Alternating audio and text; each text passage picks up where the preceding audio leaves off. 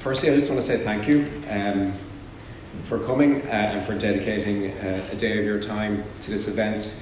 It's very significant, so we do appreciate that. And I think it also points, to the pressing need to hold this event and how high questions around community integration are on all of your agendas.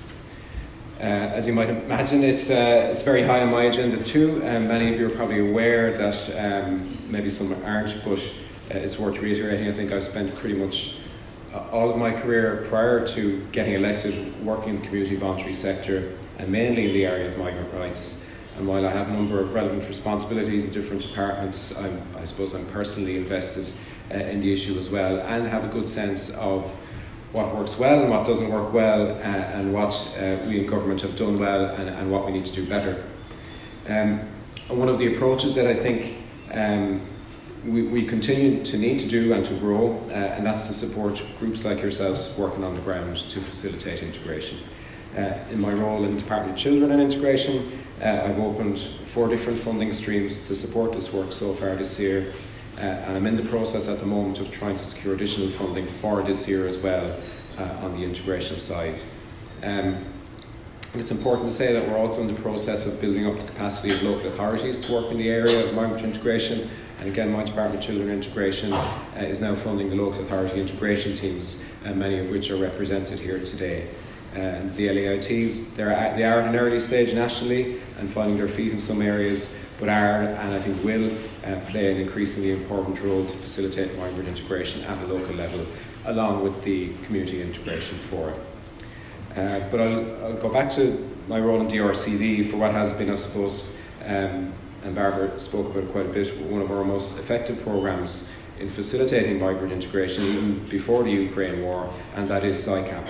And I know we have many SICAP workers and coordinators in the room today. So as Barbara mentioned, since the Ukrainian war, we've been able to secure an additional €10 million for what was initially work with beneficiaries temporary protection, but is now also increasingly international protection applicants as well. And we've tried to use that allocation based on needs on the ground, which is why we have recently finalised the allocation of the final €1 million of that additional fund to support the work where it's needed most, based on what you're telling us and what's happening on the ground.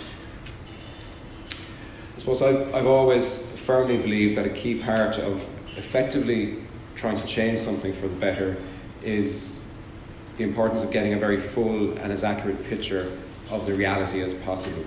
That involves seeing the reality on the ground for individuals, but also seeing what is trying to be done at a policy level as well. And in many ways, I think the war in the Ukraine has been the single most influential event that has us here today. Communities and government had to adapt and react at speed and respond to the flow of tens of thousands of beneficiaries of temporary protection into the state, over 100,000 now at this stage, and the state provided accommodation to support 75,000 people within about 18 months. And then somewhat after that, but largely in parallel, we then saw a dramatic increase in people applying for international protection. And as you all know, we are still grappling with this situation in terms of trying to find shelter for everyone. What it has meant, and I know all of you will be acutely aware of this, is that we have had to look at buildings and locations we would otherwise not be looking at. But we have also had to move at a pace we would never previously have moved at.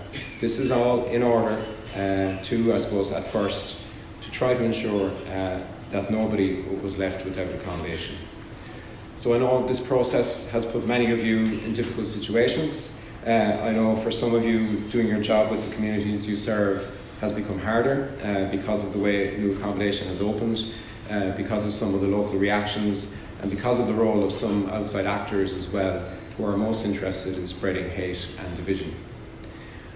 I do also know that many of you here today have worked to turn around what has been on some occasions a negative community reaction, and I thank you for that. And I'm also aware that many of you who have spent many years advocating for the rights of migrants have been frustrated by the way things have been done. So today is not about me trying to put a positive spin on what has been a very challenging last 12 months, in particular for many of you working on the coalface. The full reality of the situation is, though, that we have literally we've literally opened hundreds of sites across the country where there have been significant arrivals of people seeking protection over the last few years, where it has worked well. And I think we need to look at that and learn from that as well.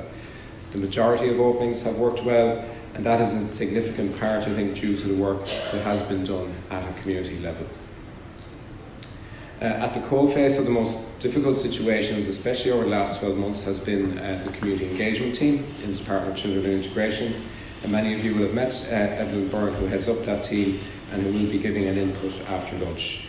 The CET has one of the most difficult and thankless jobs in the country at the moment, but I do want to take this opportunity to thank all the members of the CET who continue to do such challenging and invaluable work. One of the key pieces of information that Evelyn and the Community Engagement team gave to me last year about the engagement process around the opening of new accommodation is that after an opening, even when it's gone reasonably well, there was still work to do in the community. And I'm very aware in some communities there is significant division not only between new arrivals and the host community, but within the host community itself. And much of this division is driven by misunderstanding, but also by misinformation. So in part response to that situation, I'm today announcing the Community Connection Project. This project will support 30 new community workers across the country over an 18-month period to help repair some of that division, but also, very importantly, to help build community resilience against misinformation and prejudice by working with the community after, during, but also before the arrival of international protection applicants.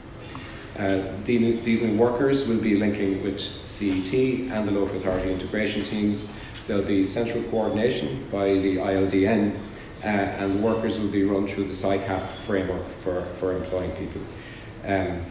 They'll be gathering learning about new approaches and developing new approaches, and in parallel to the on-the-ground community work, there will be a research piece aimed at gathering good practice from the ground, but also policy recommendations for government. We were planning today's event and the development of this new project in separate strands, but I think today's discussions will inform how the project as it rolls out across the country. I do also want to flag something relevant as well, that I have recently appointed Ireland's first ever Special Rapporteur on Racism, Dr. Evan Joseph, and just to bring your attention as well to the fact that the Ireland Against Racism Fund is currently open for applications. I'll be around for the whole day. I hope to speak to as many of you as possible. I'll be keeping an ear out on the various roundtable discussions and the Q&A sessions. I'm very much looking forward to the day. We have a huge amount of expertise and experience in the room. We have a big opportunity, I think, to plot a positive way forward. I'll wrap up at the end of the day as well, but in case I forget, I do want to thank Deirdre Kelly and Del Healy and their team at the RCD for putting this event together. There was a lot of work involved. I'll let the introduction to our next speaker to Terry, I think, but just to say a few words perhaps in advance. And I think while the specificity of what we are facing in Ireland has its own unique character, the reality is that many of the challenges are being faced by countries and communities across Europe following on from the war in Ukraine and the huge increase in flows of people seeking protection generally, but even before that as well.